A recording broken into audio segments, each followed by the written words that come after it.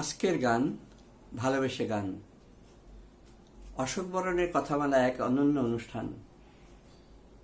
আমি খুব উপভোগ করি, দেখি। বাংলাদেশে অনেক শিল্পীও এই অনুষ্ঠানটা দেখেন।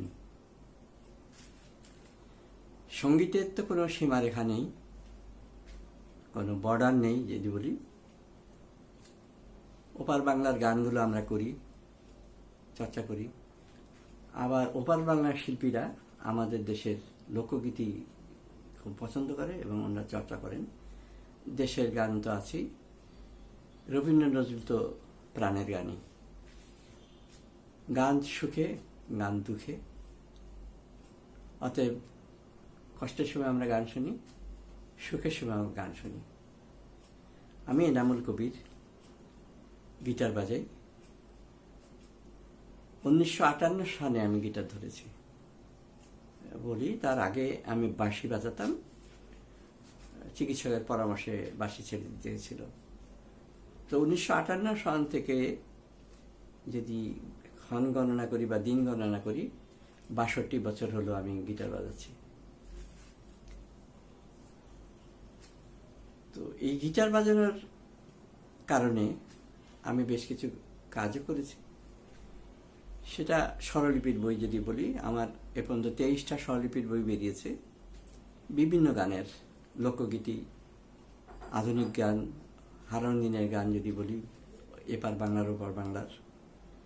এবং এ পর্যন্ত আমার 52টি অডিও সিডি বেরিয়েছে গিটারে। তো সাধারণত আমি যে গানটা গিটারে করি, সে গানটা স্বরলিপিও করে রাখি এবং সেটা পরবর্তীতে স্বরলিপি বই আকারে বাইর করি। মুক্তিযুদ্ধে চলাকালীন যেসব গান স্বাধীন বাংলার ভিতরে বাঁচত, সেসব গান আমি স্বরলিপি করেছি। এপার বাংলা ওপার বাংলার অনেক দেশের গানও এই বইতে সন্নিবেশিত হয়েছে। আরও একটা বড় কাজ যেটা করেছি, আমাদের জাতির পিতা বঙ্গবন্ধু শেখ মুজিবুর রহমানের উপরে যেসব গান রচনা হয়েছে, তার মধ্য থেকে বেশ কিছু গানের স্বরলিপি আমি করেছি এবং বাংলা নোটেশনের সাথে স্টাফ নোটেশনও করা হয়েছে। আর এটার করার মূলে আমি উদ্বুদ্ধ হয়েছি। আমি 2018 সালে সাংস্কৃতিক সফরে কানাডায় গিয়েছিলাম। ওখানকার দর্শক শ্রোতারা আমাকে বলেছিল যে, কবির ভাই, বাংলা স্বরলিপি তো আমাদের এখানে ছেলেমেয়েরা ফলো করে না, এখানে বিদ্যালয়গুলোতে স্টাফ নোটেশনে গান বাজনা শেখানো হয়। তো সেইটা শুনেই আমি দেশে এসে কিন্তু শাশ্বত বঙ্গবন্ধু নামে এই স্বরলিপির বইটা বের করেছিলাম। এটা খুবই জনপ্রিয়তা পেয়েছে বিদেশে। এটার খুবই কদর। আমাদের যিনি প্রকাশক, উনি কানাডায় নিয়ে গেছেন, আমেরিকায় নিয়ে গেছেন, জার্মানিতে নিয়েছেন বই মেলায়। ওনার কথা মতো উনি বলেন যে বইটা খুবই সমাদৃত হয়েছে ওই দেশে। তো সঙ্গীতের তো শেষ নাই। আমার বেলায় বলবো, শেষ তো ওই দিনই শেষ হবে যেদিন জীবনের সমাপ্তি ঘটবে। তা আমি তো মজা করে গান করি। আমার নাতিন মুন্নি, ডাকনাম মুন্নি, তো মুন্নি আমার একদিন বলল, নানা ভাই, আমি আপনার সাথে একটা গান করব। তো আমি বললাম যে, মুন্নি, আমি তো বুড়ো মানুষ, তোমার সাথে গান করবো কি? তুমি এত ভালো গান করো। তো না, বলে করেন। তো আমি সাহস করলাম যে যা হয় হবে, কারণ সবাই তো বলবে যে বয়স্ক লোক গান করছে, ভুল তো হতেই পারে। গান তো গানই, সুর শুনলাম ওরাই। তো ওর সাথে উদ্বুদ্ধ হয়ে গানটা করেছি। তা আমি শুনলাম যে আজকের গান, ভালোবাসার গান অনুষ্ঠানে এই গানটা প্রচার হবে।